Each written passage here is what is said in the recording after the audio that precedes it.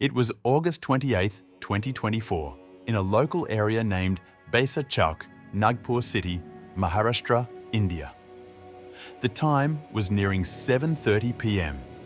Jyotsna, a 32-year-old woman living in an apartment, got ready to go out and slung her handbag over her shoulder. Her roommate, sitting on the sofa watching TV, asked if she would be returning that night. Jyotsna replied that she would be back later and had taken the room key, then told her roommate to lock the door and sleep before leaving. Jyotsna's roommate began cooking and eating, then spoke with her parents for a while before returning to watch TV. As she watched, she began to feel sleepy. She looked at the time. It was nearing 10:30 p.m. Jyotsna had not yet returned, so the roommate called her. Jyotsna hung up and texted that she was watching a movie with a friend in a theatre and would stay with that friend for the night. The roommate replied, "Okay," locked the door and went to sleep. The next morning, the roommate woke up and got ready for work. At 8 a.m., she tried calling Jyotsna again, and over the next 3 hours, she called around 10 times. But Jyotsna didn't answer any of the calls. Now worried, she called Jyotsna's parents and informed them. Why hadn't Jyotsna returned? Why wasn't she answering her phone? What happened to her? Jyotsna's parents and brother rushed to Nagpur in a panic and filed a missing complaint at the Beltarodi police station. Police first tried calling Jyotsna's number, but there was no response. They suspected she might have run away in fear due to a love relationship. Her parents denied this, saying Jyotsna would have definitely told them. They explained that in 2019, Jyotsna had gotten married, but the marriage ended in divorce. To avoid being a burden to her parents, she moved to Nagpur and started working at a car showroom. Slowly, she was coming out of the sadness of her failed marriage. After some months, her parents suggested she consider marrying again. Jyotsna refused, saying she wished to remain single. Her parents insisted that she'd need someone to care for her after they were gone, even saying they'd be okay with a love marriage. To satisfy them, Jyotsna created a profile on a matrimonial site. The police, continuing their investigation, checked her call records. On the night of August 28th, she had received calls from her roommate and one unknown number. When the police called that number, a woman answered and said it belonged to her son, Ajay Wankeda, who was currently admitted to Nagpur Army Hospital due to sudden high blood pressure. Police went to the hospital and spoke to 33-year-old Ajay. He was shocked to hear Jyotsna had gone missing. He said he had met Jyotsna on a matrimonial site and they had started talking.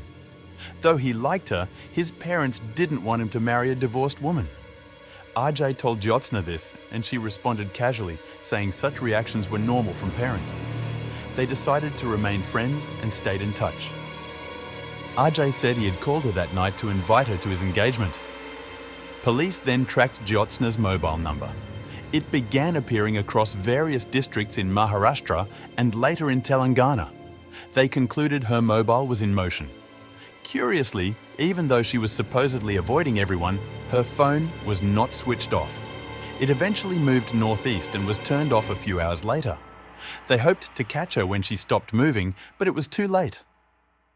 Meanwhile, the police also investigated her roommate, who said Jyotsna had told her she was going to meet a college friend, but she didn't know who or where. The police then checked with Jyotsna's colleagues at her showroom, but they too were unaware of any meeting. The last place where Jyotsna's phone was active was on the Warder Road highway. Coincidentally, this matched the location of another number on the police's suspect list, Ajay Wankeda. On October 20th, 2024, nearly a month after the incident, police arrested Ajay at his home. In custody, Ajay confessed everything. Ajay and Jyotsna were not just friends, they were in love. Because her first marriage had failed, Jyotsna didn't want to tell anyone about their relationship until Ajay's parents approved. So, whenever Ajay came to Nagpur, she told her roommate some excuse and spent time with him. Eventually, Ajay's parents selected a bride from a wealthy family and sent him her photo and contact number. Ajay was mesmerized by her beauty and began talking to her. Meanwhile, he avoided Jyotsna's calls, pretending he was busy. Jyotsna eventually sensed something was wrong. She called one of Ajay's friends and learned the shocking truth. Ajay was not in Nagaland. He was in Nagpur and preparing for his engagement. Enraged, Jyotsna confronted Ajay. He tried to calm her down, saying he was in town to convince his parents and didn't want to hurt her. Jyotsna warned him that if he tried to cheat her, she would go to the police. This threat terrified Ajay, and he began plotting to cat-dell her. On the morning of August 28th, Ajay called Jyotsna and apologized sweetly, saying he felt bad for not saying sorry the night before. Melted by his words, Jyotsna agreed to meet him. They went to a hotel on Warder Road and ate together. After lunch, Ajay suggested a drive, to which Jyotsna agreed. During the drive, he gave her a cold drink laced with sleeping pills. As she drifted into unconsciousness, he drove off the main road to an isolated area. There, he pulled her from the car, dug a pit, and while Jyotsna's phone rang from her concerned roommate, he declined the call and texted back pretending to be Jyotsna. "Watching a movie, staying over." Then, he strangled Jyotsna with a rope, buried her along with her handbag, and left. After his confession, police recovered Jyotsna's decomposed body from the location he provided.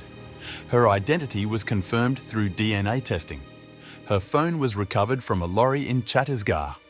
The driver had found the phone, discarded the SIM, and used a new one, but the IMEI number helped trace the device. This is yet another tragic case that reflects the danger of emotional manipulation and toxic relationships.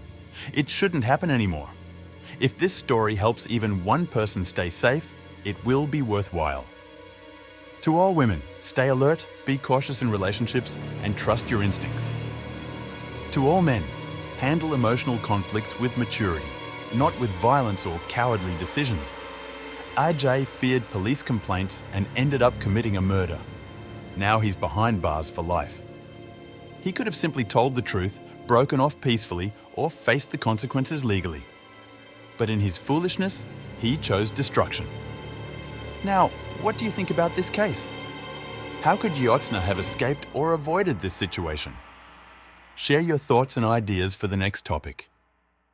Do not forget to like, subscribe, and press the bell icon for future updates.